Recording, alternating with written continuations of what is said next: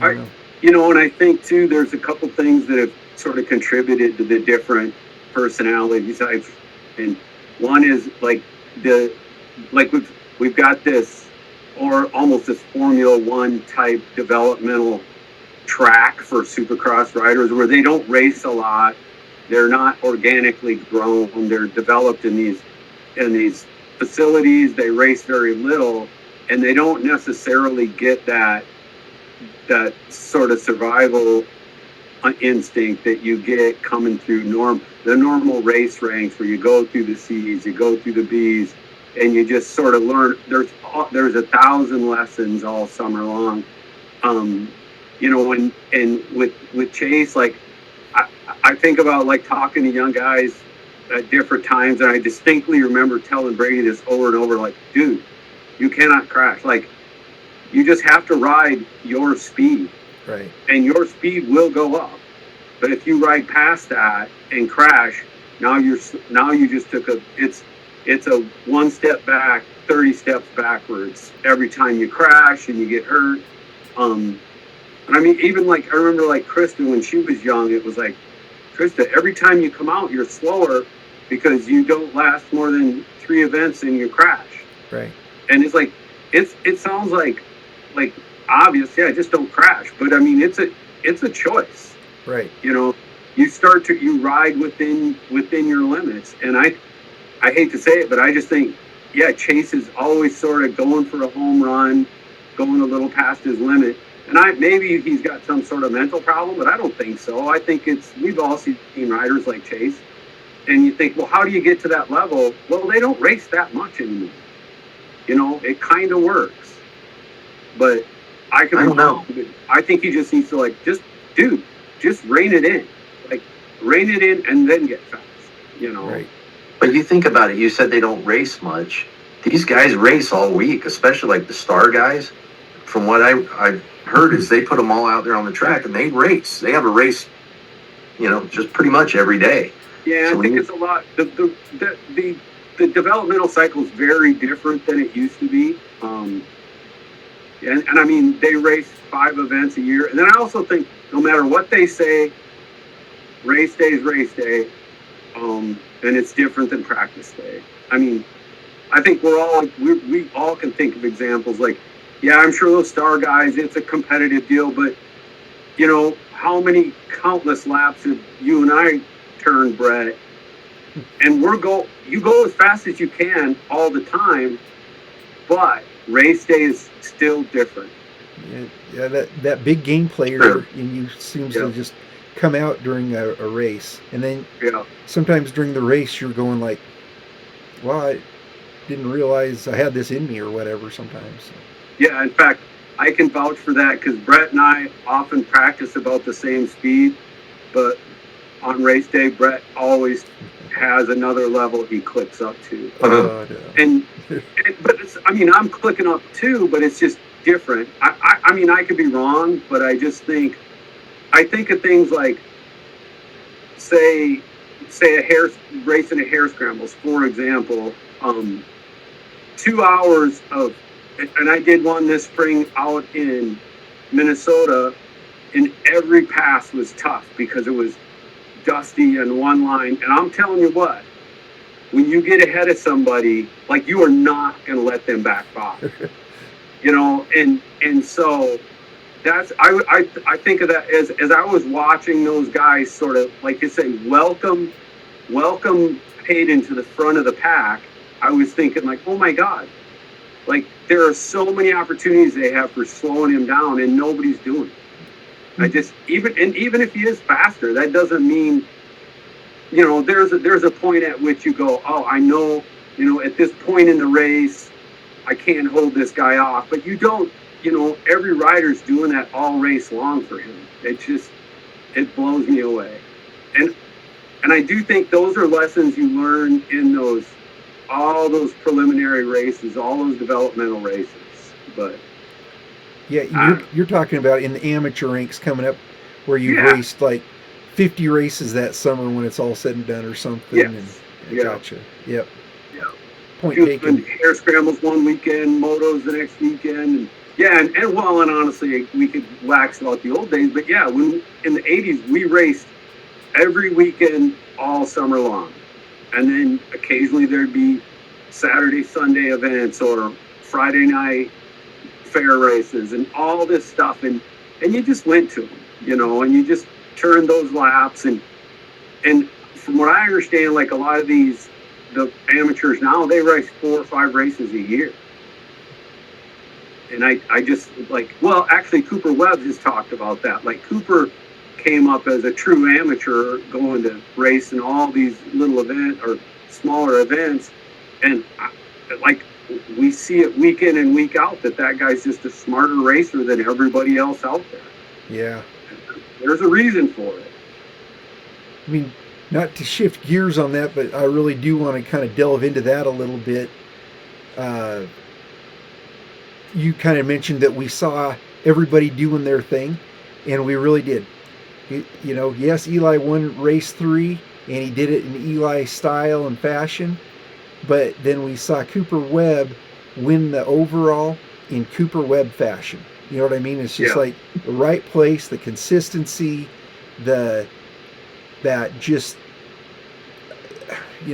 he's got something different about him mentally, and for me, I love to see it because it's kind of what I think we are missing in motocross. We always talk about the win, and that's the person that gets all the notoriety, and that's, kind of the big deal. But really, motocross is a season, or supercross, whatever, is a season, and it's the person that puts it all together and plays it like stick and ball sports, where we're going for the championship. And, he does that more than, and I'm not saying anything anybody doesn't know, but it's like we got to see that in action again. It was just so awesome. Yeah, and now he's right back in it. Right. Was he 9 points out, or I don't know. He's not that far. He's got to be more than that. Yeah, maybe. I remember looking at it, but I don't remember what it was. There are so many of them that are back in it, though, now. You know what I mean? Now it's a race again. I mean, it's... I know Sexton I think it's Sexton and Tomac are 13 points out.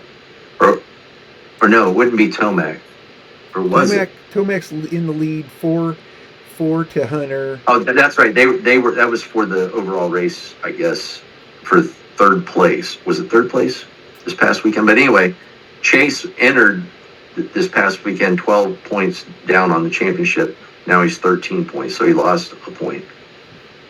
So he's got to get back up there and, scratch around and get it back. Right. That's what's cool about it is, Chase could easily go on a 5-race winning streak now. When Chase is winning, he's tough to beat. And yet I could see Cooper Webb clawing his way back into it. And Eli could keep rolling. And Anderson showed some stuff that he hasn't shown for a long time. Yeah. So there he's back. Whether he's at top form and going to be up 1 and 2 is maybe a question, but you know what? He could be number 3 pretty easy. So I'd love to see him win a race. I would too. Yeah. He's one of those guys that too, when he does win, it's kind of like, oh, yeah, I could do this. I should be here again. He's got that mental attitude that I was talking about where, once he's there, he expects to be there kind of thing. Yeah. Wasn't it 19 or wasn't that? Was it 22 he ran? Didn't he win like the last 7 races of the season or something like that? Yeah, once he got on. He won a chair. Yeah, that's the biggest thing about motocross, supercross, our sport is that mental game and being able to figure out how to be on top and stay on top, and how so few can get there, but some people can. Because Ricky was one of those that could. He just believed. I mean, literally, you look at him, little fat kid. I mean, even when he's in his top shape, he wasn't what we think of as, a specimen. He wasn't Sexton, yeah. Yeah, it wasn't Sexton for sure. But I saw an interview with Ricky, and he said that he, he said he raced scared a lot of times. He said, I never felt like I was that dominant guy that was just, I was going to go out every weekend and win. Really? Because I was always afraid. Yeah, that's what he said. Huh. and he's mentioned that his parents, I guess, he came from humble beginnings, and said that his parents had put so much on the line in a make or break situation that it all fell on him. And he said, I didn't have, I couldn't lose. There was too much, there was too much on me winning for me to lose, because his parents had sacrificed so much. Yeah. I don't know. It's the one sport that has not had tons and tons and tons of research put into the mental thinking of the racer. Like if you look at ski racing, I mean, there's so much theory there, and so many studies that have been done, and you see all these ski racers visualizing every part of the course and that kind of thing, and so many things that we don't necessarily see in motocross. And I just wonder, when that's going to really be the thing that happens, that somebody really turns that part of it into a science. I mean, we've delved into it, but nobody's really made a science of it. And I think there's some things there that could really make some people, go from the 5th or 7th placer up to the 1 or 2 spots pretty easily, just by getting that head right. Figuring out how to do that. What do you think about Plessinger? Man, that guy's had a terrible season so far. Yeah.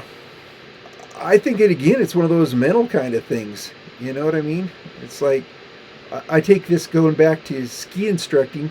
We really use what they call Maslow's laws, and we figure out what kind of learner this person is.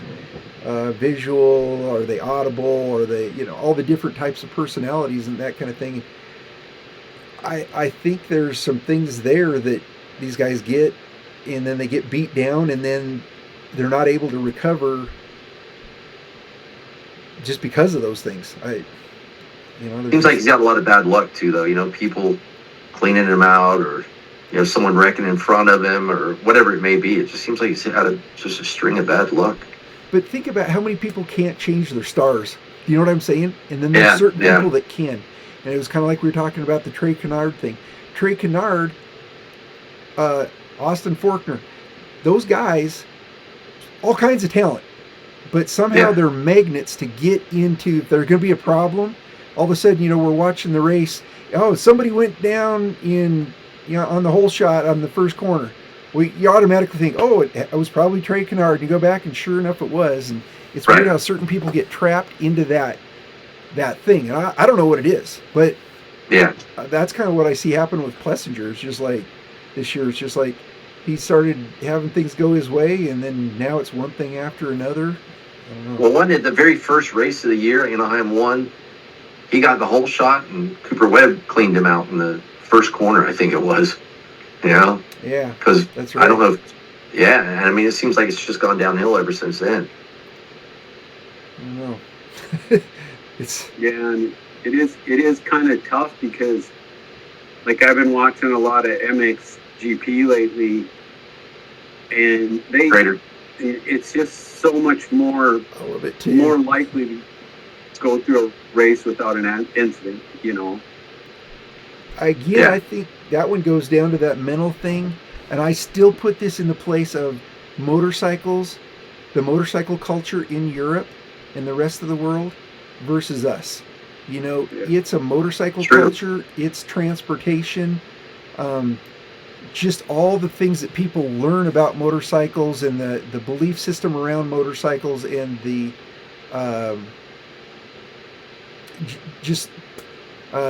the mannerisms around motorcycles versus us being it's a sport, it's a hobby, that kind of thing, change how things go. And there's reasons that they don't crash and why near as much, and why their careers, you got 40 plus racers racing in their pro ranks quite regularly. Just there's something there that we got to figure out how to change in America.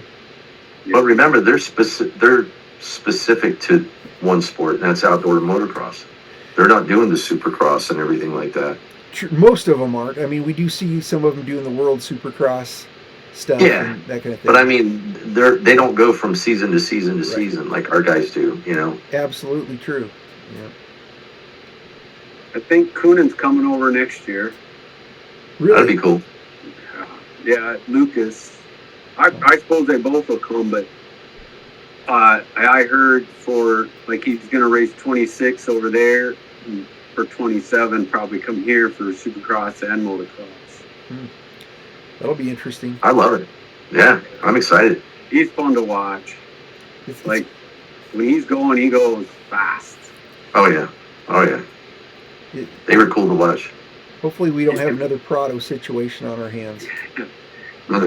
Prado's starting to redeem himself a little bit. I was, I'm more impressed. I think there was one of the motos thought it looked like he kind of gave up, but maybe who knows what was going on. But other than that, he looked quick. And definitely an improvement for him over the Cowie. That's for sure. Yeah. Definitely a better. I mean, I hate to say it, but it's definitely been a better season with Jet out. Yeah. Because you don't know who's going to win. So true. Yeah, will he be back for summer? Yeah, for summer, I think he will be. I don't know. That's something we should look into, so at least we know. Yeah, I don't know. So who's your picks for this week? Go ahead, Aaron. I don't know. I don't know what to say. We don't start east yet, do we? But that'd be fun to think about anyway. I don't think so. I think, where are they racing this weekend? Arizona? Is that where it's at? Let me look. Yeah. I think you're right. I'm going to go back. I'm a Sexton fan, so I'm going to say Sexton, Lawrence, and Tomac. That's what I think. First, second, third. Sexton, Lawrence, and who? Tomac. 1, 2, 3, huh? I will say Tomac, Lawrence, and I'm going to say Webb. I think Webb might be at that place where he knows he can be there now. Okay. What do you think, Aaron? I think I'm going to put Kenny and Anderson in the top 3 somewhere. Just got a little dark horse actually going on with Anderson, huh? It is Glendale, Arizona. So it's historically one of the slipperier, harder tracks. Yeah. What's that, Aaron? And I think that suits the Suzuki. It is Arizona, so I think that'll be a hard, slippery track, and I think that suits both of those riders and the Suzuki. If I was betting a paycheck, I don't know if I'd say that, but maybe it's wishful thinking. I'm going to put those 2 in the top 3. And then, slippery track. Actually, I could see Sexton doing well on an Arizona track as well. Well, kind of suits him. It'll be fun to find out. Yeah. I'd asked all those questions at the banquet, like who's going to win, all those different things. It was so funny when I was watching the race. Finally, I waited till the next night to watch it after skiing, and it's like, well, everybody was right in some way or another. Just because. Yeah. I stayed up till 2 after I got back from the banquet. I stayed up till 2 o'clock in the morning watching the race. Yeah, because I hate nothing worse. Because if you don't watch it, the first thing you do is you wake up in the morning, you turn your phone on, your buddy's like, "I told you Sexton would crash," or whatever. You're like, "Oh, I didn't give you up to watch it yet." And you're already telling me who did what. So I was like, I'm staying up. I'm gonna watch it. Well, it was worth it. I don't care how long you had to stay up. That was worth it. It was good. It was good. What about the 250s? Deegan. I mean, it's kind of a no-brainer. Yeah. I have to say Deegan too, even though I wish it was different. But I'm gonna say McAdoo and Kitchen got an ass chewing this week, and they better be trying harder. So I think McAdoo does try hard. I don't think his is lack of trying. Yeah. That guy, I mean, he's coming back from a big injury, and I think he's done well. But no, I don't. I don't think anybody in the West can hang with Deegan. Yeah, I think that they should make that. They should. If I was Mitch Payton, I'd tell him, guys, you got to do whatever to stay ahead of him. And I think between the two of them, they get pretty good starts. And I don't know. I think Kitchen should win, but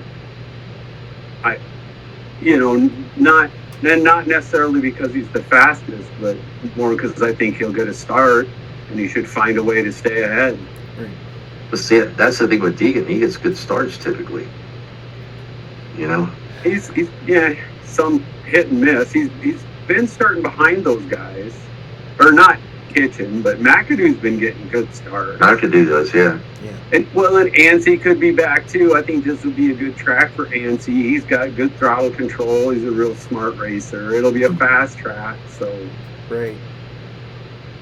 I hope for something different. I guess that's what wishful thinking. Yeah. Got to hope for somebody to get up to that pace and belief and be ahead of him, so at least we can have some excitement in that class. Right. I mean, think if it was now it's slipped my mind. But say if RJ had been in the position of either of those guys in this last weekend, he would have done everything he could to keep Deegan behind him. Yeah. I think that ride with that toughness would work in this class. So, and Ansey, he basically pulled over to let him by. Yeah, I don't know. I don't know. 250s are, pretty easy to predict. It's pretty easy to predict, but I mean, who's going to be his challenger from the East? Is it going to be Davies again? Boy, Davies has the confidence. Yeah, I mean, Shimoda's got the speed. Is he going to be back? I think he's going to race part of the East. I don't know if, I guess I heard that they aren't going to say that he's not going to race the whole thing. So. Okay. Interesting. Who else is back East? Seth Hamaker. Yeah, true.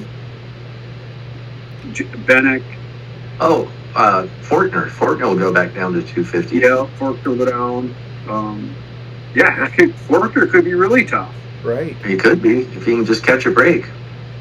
I truly think if he had not been, cross jumped or whatever happened with him and Jet 3 years ago, he'd be in a completely different place.